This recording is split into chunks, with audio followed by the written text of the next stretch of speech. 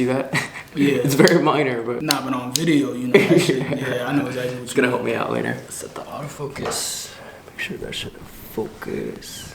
Hello, everybody. My name is Christian Zelder. Today we're here with Dwayne from New York originally. Today I'm very lucky to have him here because he's not usually in the state of New York. He's currently doing other ventures in life. And right, that's the right word. That's the right word. Since I noticed he was in the area, I decided to just see if we can make this happen. You know, this is one of your artwork over here. Yes, sir. I think it's really cool that you do your own artwork, I'm assuming, right? Yes. And you're also producing your own music, making your own beats and stuff? That's the one thing I don't do. Really? Everything else, I do. You know, all the mixing, mastering, touch-ups, recording myself, all the studio stuff I do. The one thing I don't do is produce. I get my beats from other people. That's the one thing I still got to work on. Wow. I mean, it's a solid choice. Your voice is awesome on the tracks that you use. Yeah. Thank you. Is it wrong to say like classic hip hop vibes to it? I get that a lot. Yeah? Is that what you're trying to go for? It's like a blend, you know, because that's my era. That's what I grew up with. So of course I have that influence. You know, those are the gods. Like I look up to those dudes, and I mean that's what I grew up listening to. So if I sound like that, I can't help it. But you know, I venture out. I try to. I think it's awesome. It's really cool because I know a lot of people try and replicate that sound and aren't so successful as I believe you are in achieving that sound. But do you purposely go for that genre, or are you going for something and that's just where you feel very comfortable in creating? Not to be cocky, nothing like that, but like I think that's what separates me from other people because I don't purposely go for that. That's just it comes out naturally. I could be going for something completely different. I listen to house music all the time. I love house music. Trying to go for a future bounce, like rap over some of my piano, but it's gonna come out in a real like classic hip hop way just because that's just how I am. I can't help it. I write like that, you know what I mean? Like my flow is really like old school classic stuff. That's just how I write. So I know you're very close to leaving service, right? I was. You were? I guess you could still say that. You could still say that because I'm just extending. So okay, I'm gonna go overseas, travel, see what they got to give me, and then I'm still bouncing. Oh, that's cool. Nice. If they didn't give me orders this year, I was still gonna get out. I had like a year left, so this was about to be it. And then you know they came to me on a Monday and was like, "Yo, congratulations." Nice. Where are you going? Korea. Nice. And then either the UK or Japan afterwards. Okay, cool. Damn, yeah, that's kind of hard to pass up. Exactly. That's why I was like, yeah. And it's Osan too. I was like, oh no.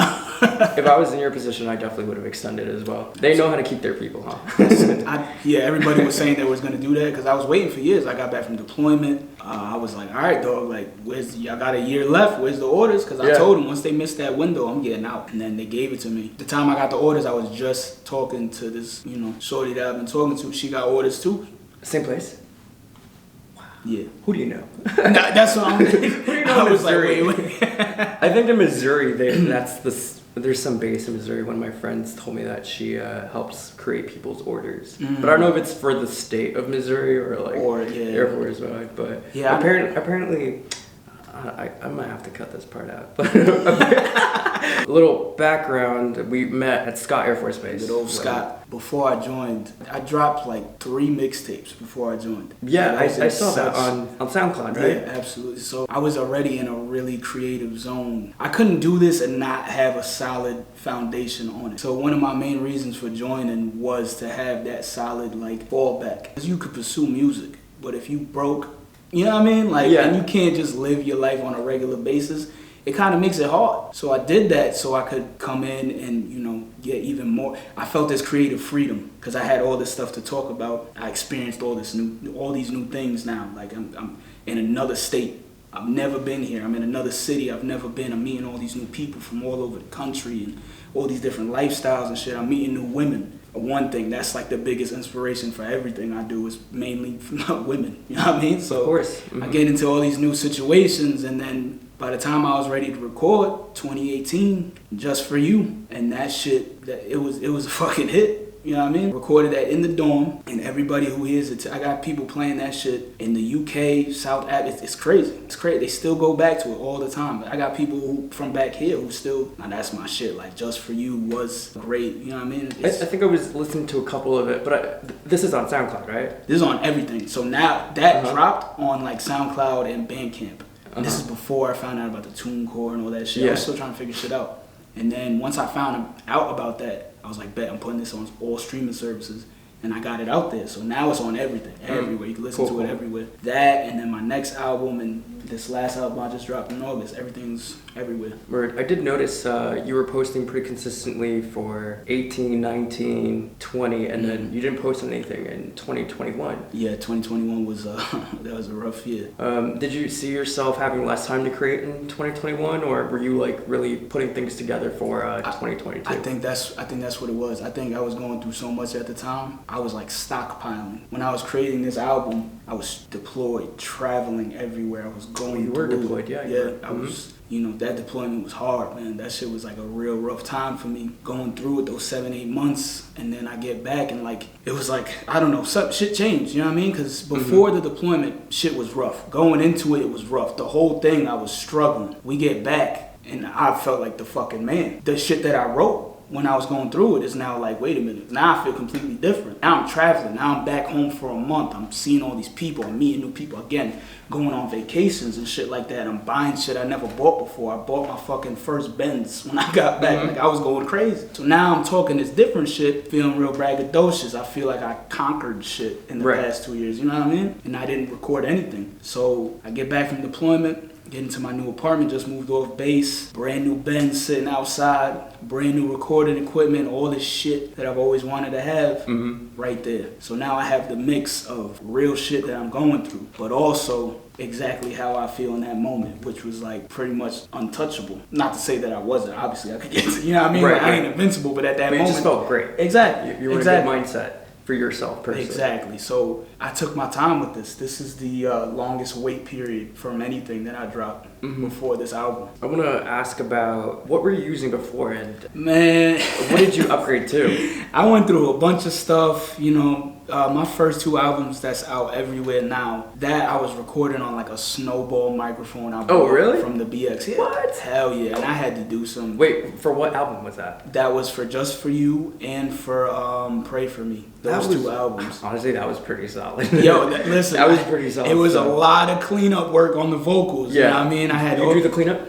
Yeah, everything. So, like I said, everything besides producing, I do myself. I don't, because I feel like if somebody else touch it, it's not gonna sound exactly how I want it. No, you're totally right though. Yeah. So it was a work in progress. You know what I mean? Like I really had to figure out shit on my own and play with shit. And the more I recorded music with my setup, you know what I mean, the better I got with it. That's why this album sounds complete, like way. If you listen to this compared to the last 2, it's like a huge fucking step. Yeah. From the jump, like first track, I'm like, oh shit.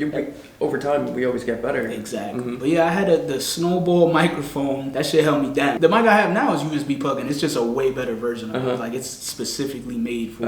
Which one is it? I couldn't give you the name off the top of my head, but it's like it's more professional. Like my setup in my room is like, I got the soundproof boards in the back and all that. You know what I mean? Pop filter, like it's on like a mic stand. You know what I mean? Like way more professional. A lot more effort is put into the vocal section. Getting vocals like crisp, clean vocals is very important, like super important. Let me tell you, I had to learn that the real hard way. What software are you using to? Mixcraft. Really? Yes. Never heard of that program before. Yeah, a lot of people say that. I put people on all the time because you know what? Especially if you're just starting out, like that in the most simple form. You know what I mean? But you can do so. Once you get past all the simple shit and you start getting crazy with shit, all the plugins you can add on to it, you can go crazy in there. And you don't have to have shit like Pro Tools and stuff like that. You can do the same shit on Mixcraft. You're absolutely killing it in my perspective. Thank you. Yeah, and I can say the same for you though, because every time I listen to your shit sounds so clear and like everything is hitting the way it should. Like I love the way your sound comes up. Thank you, I appreciate it. You don't produce, but you do all the editing yourself because a lot of the sound, no one's going to be able to understand what it is exactly when you say, can it sound a little bit more like round? Yeah. Because everybody's perspective of round for sound is just different. Absolutely. And then like just little shit that, you know what I mean? Like I could listen to a track and be like, all right, well, I want this ad lib here. I want to come here and punch this in. Or I want to add a gun sound effect just because it's going to hit more when I say this line. Yeah. You know what I mean? I like a lot of the voices that you put in. I think for film, it's called Foley's, I think. or like just the voiceovers that you put in the beginning of your tracks, it makes it seem like a storyline. Like the listener is about to enter a storyline, and that's exactly. And it continues like throughout the album for Hotel 808. That's how I felt when I was listening to it. It felt like I was going through a storyline. But every single song is a different storyline, right? It's not like a continuous. For the most part. Yeah. But I try to like set the lineup for each song. So there's an underlying story. There's also like every song has its own thing going on. But if you really listen, there's an underlying thing going on. And the underlying thing is I could go into the title of the album. I'll do that later. But you know what I mean? Like there's an underlying story.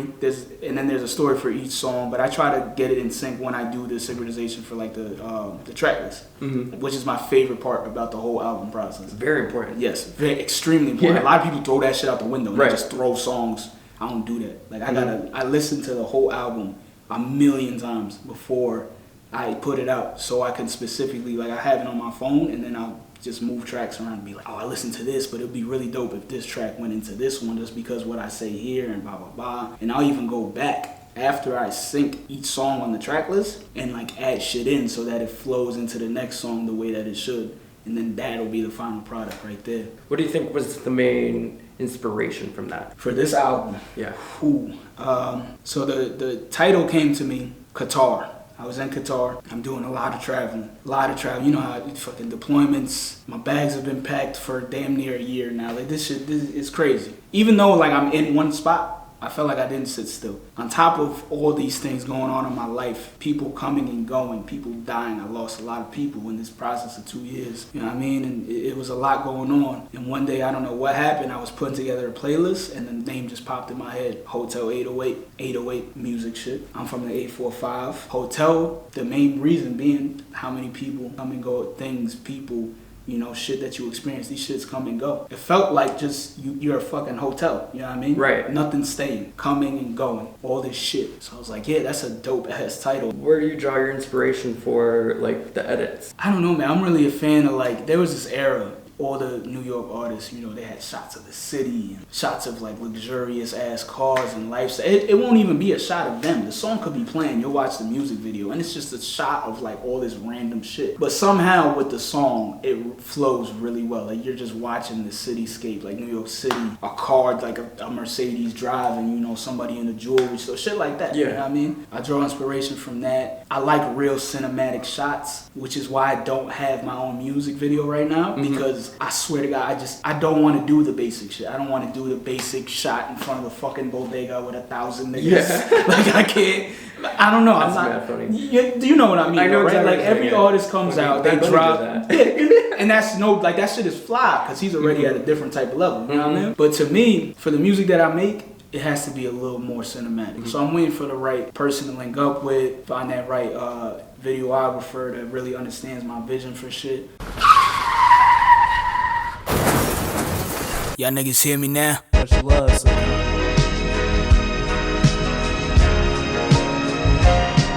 Yeah, still talking my shit, nigga. I thought I told them niggas I'm back, nigga. Virgil on the whip like crack pillars. Heard you, I'm that nigga. Shorty, she don't fuck with no rap nigga. Soon as money comes, she back with us. Santro Pay Wayne. It was either this or the chain gang. The story more or less my name bring. New bird, same thing. Ring on the finger of my favorite Usain Jane. Runner, see a track star sprinting on pass aims. Gap between me and these niggas clearly embarrassing. Track over track, the hood on my back like a pair of wings. She just wants some shit that she could spit in some Ver Wang. Niggas wanna clip the hit a lick of Mercedes aim. I'm outside, this AMG got black ties, little nigga off Southside. Grand Street hood dreams, nigga I'm bout mine. I'm gon' blow, they gon' know where I'm from like it's bout time. Me and 100 niggas on Grammys like Frontline. Eastside on time, gang shit, know the vibes. Bang this 100 times in the building and crucify who I'm feeling. Hustling motherfucker for real, top billing,